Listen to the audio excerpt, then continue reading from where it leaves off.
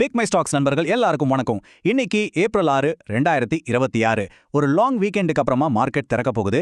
இந்த லீவ்ல நடந்த சில முக்கியமான விஷயங்கள் கண்டிப்பா இன்னைக்கு மார்க்கெட்டை பாதிக்க போகுது. அது என்னென்னு டக்குன்னு பார்த்துடலாம் வாங்க. முதல்ல இப்போ உலகத்தையே ஒரு விதமான பதட்டத்துல வச்சிருக்கிற ஒரு பெரிய செய்தியிலிருந்து ஆரம்பிக்கலாம். அதுதான் அமெரிக்காவுக்கும் ஈரானுக்கும் இடையே முத்திட்டு வர்ற பிரச்சனை. இது ஒட்டுமொத்த குளோபல் மார்க்கெட்லயும் ஒரு டென்ஷனான சூழலை உருவாக்குது. இப்போ எல்லாருடைய கவனமும் இந்த ஹார்முஸ் ஜலசந்தியை நோக்கி தான் இருக்கு. ஏன் தெரியுமா?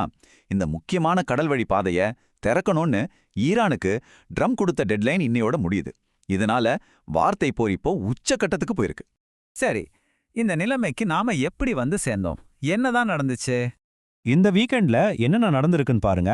ஒரு பக்கம் நேரடியா மிரட்டல் விடுறது, பொதுவெளியில கேலி பண்றது, ஏன் ராணுவ தாக்குதல் வரைக்கும் போயிருக்கு. ஆனா இன்னொரு பக்கம் ஓமன் மூலமா சமாதான பேச்சுவார்த்தையும் நடக்குதுன்னு நியூஸ் வருது. இது ரொம்பவே ஒரு டேஞ்சரான காம்பினேஷனா இருக்கு. இந்த குளோபல் டென்ஷன்லாம் சரி, இதனால நம்ம இந்தியன் மார்க்கெட்டுக்கு என்ன பாதிப்பு? அதுக்கு பதில் ஒரே ஒரு நம்பர்ல இருக்கு. $115. ஆமாங்க, ஒரு பேரல் பிரெண்ட் கச்சா எண்ணெயோட விலை $115 போயிடுச்சு. இந்த விலை உயர்வு நம்ம இந்திய மார்க்கெட்டுக்கு கொஞ்சம் கூட நல்ல நியூஸ் கிடையாது. உண்மை சொல்லப்போனா இது ஒரு பெரிய தலைவலி. இந்த சார்ட்டை பார்த்தாலே உங்களுக்கு புரியும். சில வாரத்துக்கு முன்னாடி இருந்த நிலைமைக்கும் இப்ப இருக்கிற விலைக்கும் எவ்வளோ பெரிய வித்தியாசம்னு பாருங்க. இந்த விலை ஏத்தம் எவ்வளோ வேகமா, எவ்வளோ கவலைக்குரியதா இருக்குன்னு இது ரொம்ப தெளிவா காட்டுது. சரி, இப்படி உலக அளவுல நெகட்டிவ் செய்திகள் வந்தாலும் நம்ம நாட்டுக்குள்ள ஒரு முக்கியமான பாசிட்டிவ் விஷயம் நடந்திருக்கு. அது என்னன்னு பாப்போம். நம்ம ரூபாயோட மதிப்பு சரிஞ்சிட்டே போனதை தடுக்க நம்ம ரிசர்வ் பேங்க் போன வாரம் 2 அதிரடியான ஸ்டெப்ஸ் எடுத்தாங்க. இங்க முக்கியமான பாயிண்ட் என்னன்னா, ஆர்பிஐ எடுத்த இந்த நடவடிக்கைகள் நல்லாவே வேலை செஞ்சிருக்கு. உலக அளவுல பிரச்சனைகள் இருந்தாலும் இந்த ஸ்டெப்ஸ் நம்ம மார்க்கெட்டுக்கு ஒரு பெரிய ஷீல்டு மாதிரி அமைஞ்சிருக்கு. அடுத்து பணப்புழக்கம், அதாவது மணி ஃப்ளோ எப்படி இருக்குன்னு பார்க்கலாம். இங்க நம்ம மார்க்கெட்டுக்குள்ள ஒரு கிளாசிக் கயிறு இழுக்கிற போட்டி நடந்துகிட்டு இருக்கு. இங்க தான் ஒரு ரொம்ப இன்ட்ரெஸ்டிங்கான விஷயம் நடக்குது. ஒரு பக்கம் ஃபாரின் இன்ஸ்டிடியூஷன்ஸ், அதாவது எஃப்ஐஐஸ், விடாம நம்ம மார்க்கெட்ல இருந்து பணத்தை எடுத்துட்டே இருக்காங்க. ஆனா இன்னொரு பக்கம் நம்ம டொமஸ்டிக் இன்ஸ்டிடியூஷன்ஸ், அதாவது டிஐஐஸ், அதே உறுதியோட அதை வாங்கி மார்க்கெட்டை ரொம்ப கீழே விழாம பாத்துக்கிறாங்க.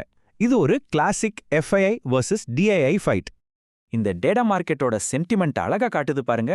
ரீட்டைல் ட்ரேடர்ஸான நாம இன்னும் பாசிட்டிவா இருக்கும். ஆனா பெரிய ஃபாரின் இன்வெஸ்டர்ஸ் மார்க்கெட் இன்னும் சரியும்னு கடுமையா பெட் பண்றாங்க. சரி, இத்தனை விஷயங்களையும் ஒன்னா சேர்த்து பார்க்கும்போது இன்னைக்கு காலையில மார்க்கெட் திறக்கும்போது நாம என்ன எதிர்பார்க்கலாம்? ஆரம்பகட்ட அறிகுறிகள் எல்லாமே ஒன்னத்தான் சொல்லுது. இன்னைக்கு நம்ம மார்க்கெட் ஒரு பெரிய கேப் டவுன்ல, அதாவது நேற்றை க்ளோசிங்கை விட கணிசமா இறங்கி தான் தொடங்கும்னு எதிர்பார்க்கப்படுது. இப்போ நான் பர்சனலா கவனிக்கிற முக்கியமான லெவல்ஸ் இதுதான். நிஃப்டியை பொறுத்த வரைக்கும் 22,500 ரொம்ப முக்கியமான சப்போர்ட், அதை உடைக்காம நிக்கணும். அதே மாதிரி பேங்க் நிஃப்டிக்கு 50,500 ஒரு குரூஷியல் சப்போர்ட் லெவலா இருக்கு. ஆக இதுதான் இன்னைக்கும் இந்த வாரத்துக்கும் நம்ம முன்னாடி இருக்கிற மிகப்பெரிய கேள்வி. இந்த குளோபல் பிரஷர் எல்லாம் தாண்டி நம்ம டொமஸ்டிக் ஸ்ட்ரென்த் மட்டுமே மார்க்கெட்டை தாங்கி பிடிக்குமா? கடைசியா ஒரு முக்கியமான டிஸ்க்ளைமர். நான் ஒரு செபியில பதிவு பெற்ற நிதி ஆலோசகர் கிடையாது. அதனால இங்க நான் சொல்றத வச்சு எந்த முதலீடு முடிவுகளையும் தயவு செஞ்சு எடுக்காதீங்க. இது முழுக்க முழுக்க உங்களை எஜுகேஷனல் பர்பஸ்க்காக மட்டும்தான். நன்றி.